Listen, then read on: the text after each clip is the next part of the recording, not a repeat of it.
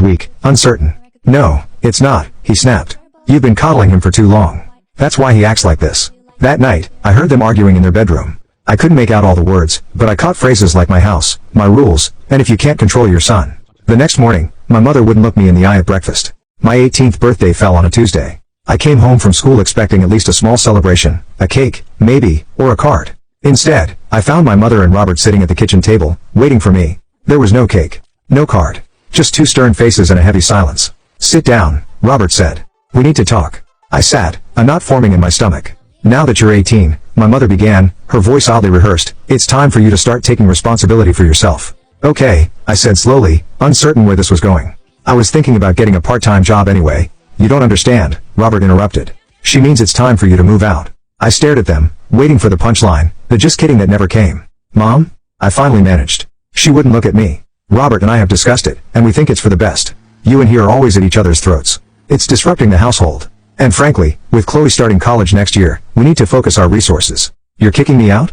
I could hardly believe what I was hearing. Because of him? Because of her? This isn't about Chloe, Robert said sharply. This is about you being an adult now. Adults don't live off their parents. Adults take care of themselves. I'm still in high school, I argued, my voice rising with panic. I don't have a job. Where am I supposed to go? You have 2 weeks to figure it out, Robert said, standing up as if the conversation was over. Consider it your first lesson in adulthood.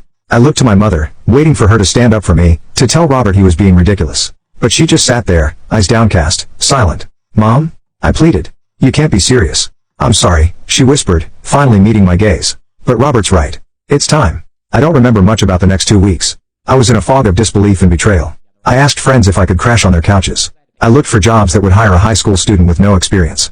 I tried to reason with my mother when Robert wasn't around, but she had made her choice, and it wasn't me. On the day I left, Chloe watched from the doorway of her room, a smirk playing on her lips. Robert stood with his arm around my mother's shoulders, a gesture that seemed more possessive than comforting. Good luck out there, he said, not bothering to hide his satisfaction. My mother hugged me briefly, mechanically. Call if you need anything, she said, but we both knew it was an empty offer. I took one last look at the house that had been my home, at the woman who had been my whole world, and I walked away with nothing but a duffel bag of clothes and a backpack of essentials. The next few months were the hardest of my life. I couch surfed until I wore out my welcome, then spent a few nights in my car before finding a shelter that had space. I got a job at a fast food restaurant, working every shift I could while still attending school. Some nights, I was so exhausted I fell asleep in the library, using my backpack as a pillow. But I graduated.